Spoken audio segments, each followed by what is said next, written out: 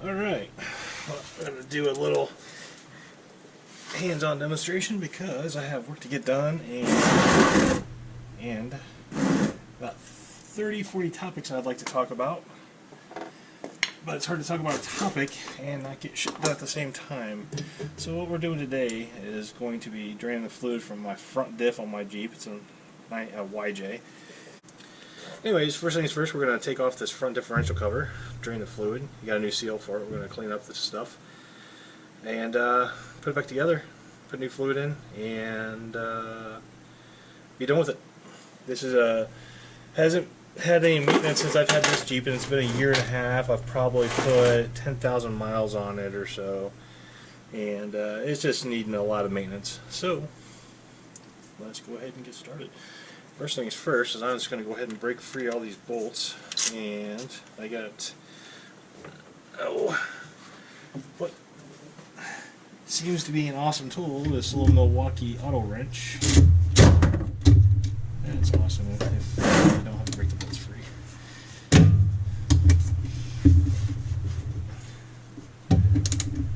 Alright, just going to break them free first, and then we'll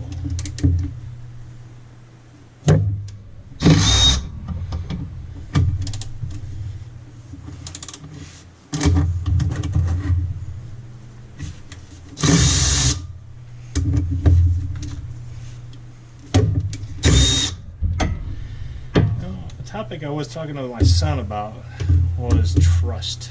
And how trust is kind of a bank account, right? And you don't get anything out of the bank account unless you put stuff into the bank account, right?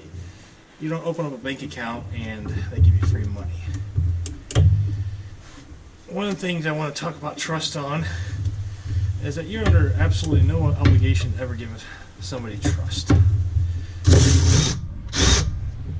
Especially for young men. I'm sure there's a lot of young women this will fit in with too, but specifically I'm talking about our young men out there, where trust is freely given. You give somebody a whole 100% level of trust for something, and then they betray you. They betray that trust. And then you feel heartbroken, you feel betrayed, so on and so forth. And you try to figure out why it happened, what happened. And then you make the same mistake again, and then you make the same mistake again, and again, and again. Until one day you're a curmudgeon-y old guy like me, saying, hey, you know, when the girl always tells you, well, you played a part in all this, that's true. You gave her trust. She didn't earn the trust, and typically, my gut feeling is like when somebody spends the time to earn something, they value that thing in which they tried to earn. When you give somebody something for free, there's no reason to they don't have a reason to value it. Oh, fat guy waddling on the ground here. So, how do you do this? How does somebody earn trust? You know, my son thought maybe it was a series of trials that you give somebody, like a video game, you know, a whole bunch of these little quests. Maybe. It's hard to be overt about it, because if you're overt about it and you're like, okay, your next quest, Valiant Warrior, is to go and have them do this and see how they respond. Well, if they know what to test, it will be well, people are great at giving you the answers that they think you want to see. Come on. Wow, these are really tight. So what do I mean by trust? Right? Trust is many layers. There's not like a blanket trust. Right? You don't go to the teachers at school and trust them with secrets. You don't trust them with your oral hygiene. You know, you don't trust them. You trust them with the teaching, right? And you should only really trust them with what they're teaching if they've demonstrated that they care about what they're teaching you. Does the teacher demonstrate otherwise? Right? I've seen, you know, had 2 kids in high school so far, and I've seen something as complex as physics. And And the teacher just gives them this web application that's convoluted, doesn't really explain concepts, terms, terminology, any of that stuff. They just let the kids go out there and flounder, right? And then they pass or fail them based on how well they did on this web application. And me personally, I think that is a load of bullshit. You know, I'm like, teachers have an obligation to teach. They have an obligation to make sure that their students. Open my little box here. Have an obligation to orient or make sure that the students are following along, that they understand the concepts, that they can apply those concepts. It's not about just teaching them 1 + 1 and like, okay, maybe one day you'll figure out why this matters. Anyway, getting off on a tangent with teaching. You trust your doctor for medical issues. You trust your, clergymen or whatever for specific things. You trust your parents to want to guide you into being adults that are useful to yourselves, right?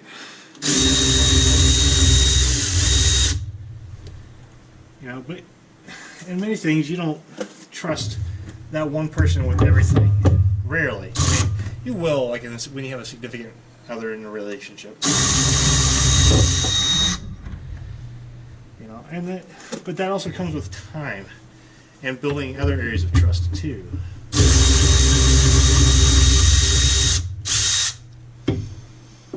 So what I mean by that is, like, you can have a boyfriend or girlfriend,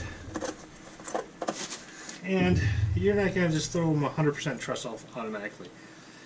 I just met you, now you move in, and I'm going to give you access to all my money, my resources, everything else, and then I expect you to, act in a trustworthy manner. That's a fairy tale, because nothing was earned there.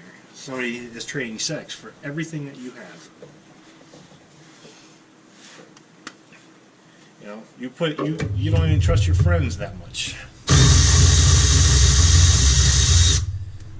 If you do, I think maybe you're a little silly. Unless they're friends that you've had your entire lives, then maybe not.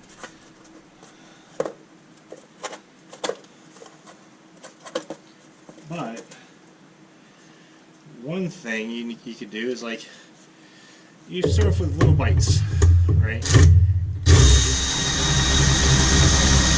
Girl says, she wants to move in. You're like, well, if you're going to move in, you're going to help take care of the place. Oh, okay, of course I will. But can you trust that she can take care of the place? First things first is you should probably see how she lives right now. Does she take care of her own stuff where she's at now? If so, does she actually take care of it? Is things generally clean? Are things, is her laundry done? Or is it the opposite? Is her house or apartment or whatever a complete fucking pigsty? Right? Pound in here.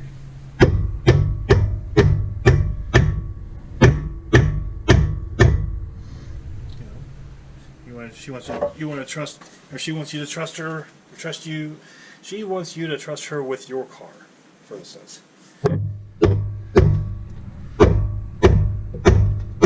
Have you paid attention to how she takes care of her car? Does she keep it in good repair? Does she, if she goes through a drive-through, does she take the trash out? Does she clean it, or is it a disaster? Is a car, 15,000 miles over maintenance, and it's only got 10,000 miles on it?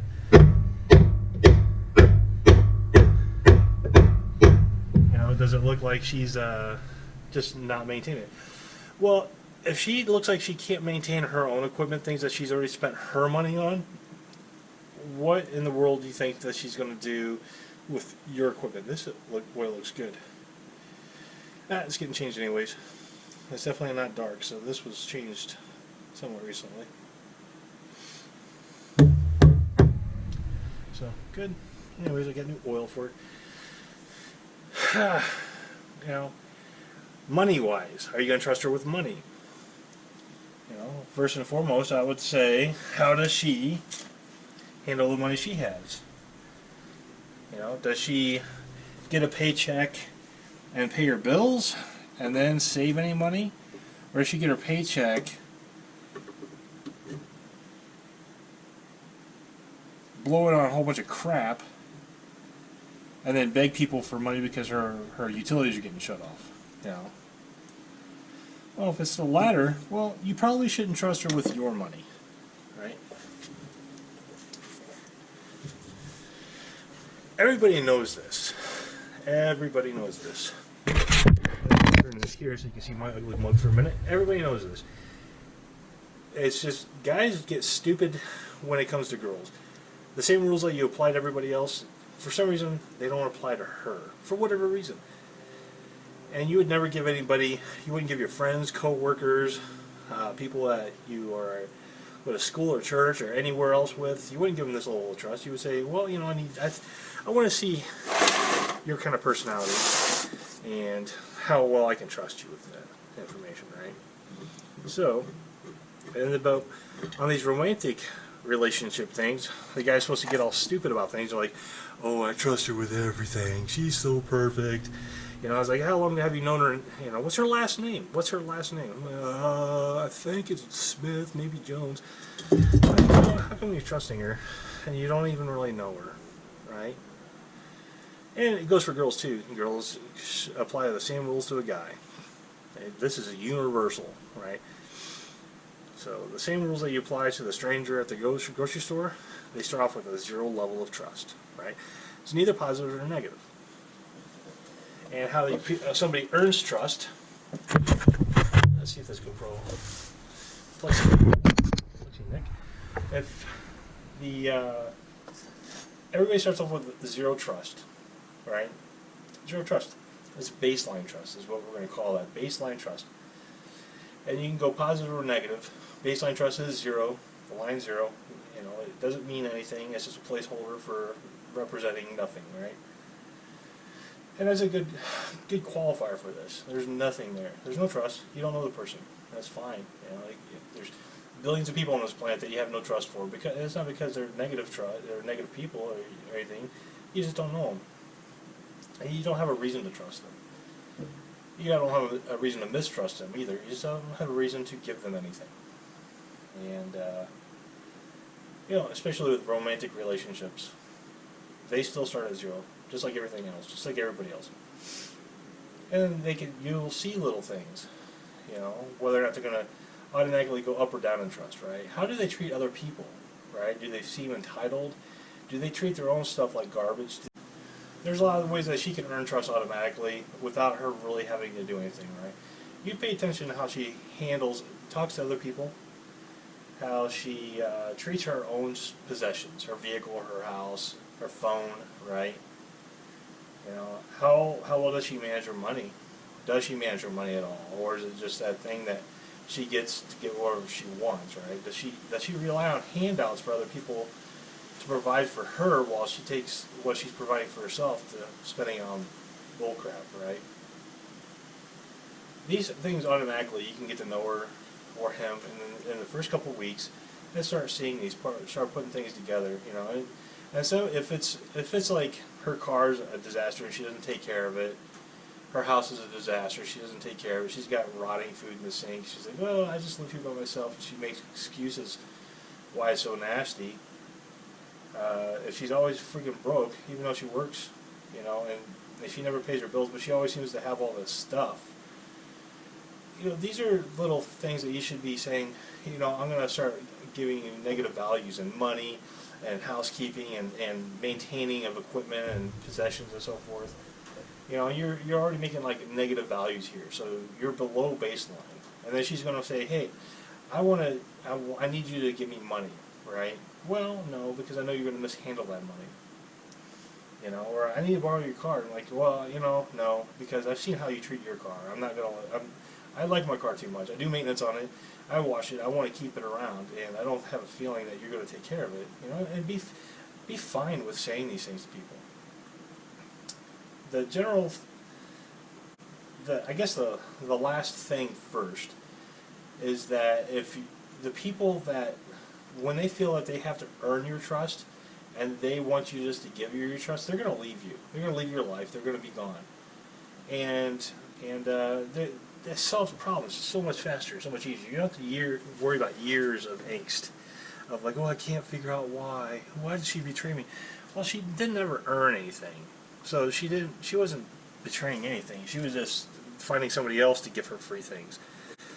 You're the one that kind of betrayed yourself a little bit in giving her something that is one of the most important things that you should give, very conservatively. You don't just go to the store and just blindly trust somebody. It's like, hey, person in the line at the gas station, hey, I'm going to give you my checkbook here. If you could just go ahead and pay my gas while I go outside and pump gas for me, that would be silly, right? But you're doing the same thing when you're like, oh, well, weird girl that I'm not even sure if I haven't even verified your identity yet. I'm going to go ahead and trust you with, tens of thousands of dollars of my investments, being my car, my house, my paycheck, whatnot. And I'm just going to trust you to do the right thing because you give me sex. Is that really a trade-off? I mean, you don't give that much, I don't know, I've never been to a prostitute, but I'm assuming you would not give that level of trust to a prostitute. You pay them, they give you what you paid for. But with these romantic relationships, you're supposed to give them an incredible amount of trust for what I consider nothing. Now, the flip side of this, a person earns your trust, right? You start seeing somebody, you go over to their place, it's well maintained, right? And I'm not saying it has to be like spotless, but it seems like they take care of the place. You can tell that they have swept the floors in the past couple days, that the dishes are done daily, that there's not like Mount Laundry in the other room or in the hallway, that they do their laundry, that they shower regularly, Their vehicle, like I live on a dirt road, my cars are going to be a little dusty, but they're not full of trash. They're well maintained. They work and they're operational. And they're solid and reliable. That person should have generally the same thing. Or that even if they take it to the shop, that they take their vehicle to the shop and do it. It's like, oh yeah, I go get my tires rotated and my oil changed because it's been 3 months. Well, okay, They don't have to do anything. You're automatically saying, okay, this person is trustworthy because they take care of their business. And if they take care of their business, you can start giving them a little trust to take care of some of your business. But this person can start earning trust. Back to the interesting thing. And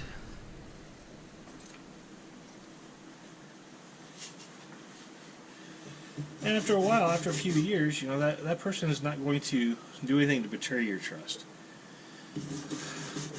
Or they're certainly not going to try because they've invested a lot of their time and effort and life into this relationship. Now, you should be doing the same thing with the other person. If they're investing into the trust for you, you should be doing the same thing to them. Really, and if not, you need to tell that person sooner rather than later. Because they're going to invest a lot into you, and then if you don't invest anything into them, well, then they're going to feel betrayed. That's just kind of a shitty thing to do to somebody, right?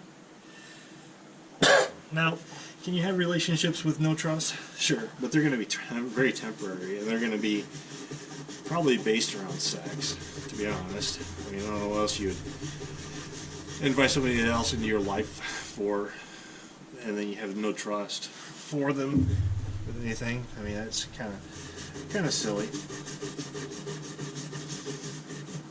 I say it's kind of silly, but I also know that there's a lot of young men out there raised by single moms to think that women are sugar and spice and all that's nice, and that you're supposed to implicitly trust them because of their gender, because of their sex organs, essentially. Girls know this, they're going to take advantage of it. Especially the girls that are going to take advantage of you are going to take advantage of this. Those are the same girls that you kind of want to filter out with making them earn trust, because as soon as you say that they need to start earning trust, they're going to leave you because that's too much effort for them. They don't want to, And I'm sure it's the same for guys too. If girls saying, "Hey, I need you to earn my trust," and I'm sure the guy that doesn't want to earn trust is just going to leave because there's simpler options out there. You know, dumber people. And I do say dumb because nowhere else in life are we taught, you know, from our parents and society that you're supposed to implicitly trust somebody just because of sex. You know, I mean, you just meet somebody off the street, and I wouldn't even trust them to not give me an STD. You don't just say, "Well, she says that she doesn't have any STDs," but at the same time, is this the kind of person that even takes care of herself? Has she brushed her teeth in the past week? You know, is she really taking care of herself? Would she actually know this, or is she just trying to get what she wants and she doesn't care how it disrupts your life? Right? Because there's a lot of that going on too. Probably edit the living hell out of this because this is a boring part. But I also wanted to give a talk while I'm doing something because I am always tinkering with something, and that's why one of the reasons why I haven't put a lot of videos out, because I'm also working on my Jeep. My old house, we just bought this new house. This house is, like my shop, is a holy disaster right now, and still building it out. My other house, I'm still doing renovations on, so I can turn around and sell that hopefully in the next couple month or two. So forth. So, and then I also teach on the side. So I've got another class in the fall that I have to do, and I've got to develop that course. I'm developing based around the Network Plus, so introductory level networking, which I might actually put some of that stuff up here, but there's a lot of other folks that do a much better job on YouTube. So I might actually say, hey, use these content creators. Or support, or go to like Udemy, for instance. There's a couple guys that are really great on Udemy, and so forth. COVID. You just need to be safe about it, right? Because trust is something that you don't owe anybody. Kids, by nature, when you're small, inherently give 100% of their trust to their parents. As you grow older, though, you may find out that trust has been misplaced. Hopefully not, and it's sad when you find that out, though. There's also a lot of kids that go through there have awesome parents. Parents, TS, plural. I've got custody of my kids, and I even know the shortcoming is like, I can only teach them from my perspective, and I know, and I've never claimed to be the most nurturing person in the world. I know I'm not. I'm the kind of person that sees that you fell and you get blood coming through your pants, and I say, are you hurt? Or are you injured? If you're hurt, well, then we're gonna go patch it up. If you're injured, we'll take you to the hospital and fix it. But I don't want you to sit around and, if you got a scuffed knee, I don't see that as a reason to sit around for the next 2 weeks saying you can't do anything because look, you've got a scuff on your knee. I'm like, no, that should have slowed you down for about 5 to 10 minutes, and now you're done. You trust your parents to do the right thing, and even like single parents. There's a lot of single parents out there that I know are trying to do the right thing. They really are, but you can only teach what you know. And there's a lot of folks, I don't think, do a lot of self-reflection, introspection, and watching people and figuring out things, how why things are doing. They kind of think still in their head from terms of things that they know. They teach only the things that they know. They don't go too far beyond that. And that's pretty typical. So, there's a lot of things if you're coming from even a single mother home, and she does a great job. She worked her ass off to provide for you guys, but does she let you fall? Does she let you figure out how to, fail and get back up and to succeed? That's usually very much of a dad thing. It's more of a masculine trait. The mothers nurture, the fathers are, teach you the non-nurturing side, the grit side. How can you be tough? I'm not saying tough like you're the badass on the playground, but tough like your mental fortitude. Can something happen and you don't let that you don't blame that one thing for every reason why you fail, right? So you cry and somebody picks you up, kind of thing. That now you have to self-heal yourself. You know, you cry and you have to go sit down and rock your own self to sleep now. To eventually learn that, well, you can cry and it's not going to solve any problems. You know. So, anyways, off on a tangent there. The whole thing was about trust, starting with your parents. And unfortunately, a lot of folks are going to realize that their parents, you've given them too much trust as you get older. I definitely went through that with my mom, to where by the time I was about 18 years old, I assigned her negative trust, because she was more or less exploiting me and my sisters for her own personal gain, and she didn't take care of us at all. So you didn't really care about us. That's fine. It happens all over the time. It sucks. You get over it. And then you should learn from it, especially if you have kids. You don't want to raise your kids that same way. You know, you don't want to directly overcompensate though either and go into a slide, right? You have to be metered about, you know, how you're not going to repeat the past. Long story short, don't give your trust away. People earn your trust, and you, in like counter to that, you should have the knowledge to expect that you have to earn other people's trust. They are under no obligation to trust you by default. And the more you earn somebody else's trust, the more somebody else earns your trust, the less likely they're going to betray you, because they're actually building something. Doesn't mean that they won't betray you, but it's going to probably make it a harder decision for them. And hopefully they'll have the gumption to come up and say, hey, I'm coming across this decision point to where I don't want you to feel like you're betrayed. You know, I'm thinking about this decision, doing it this way because I don't see any other way.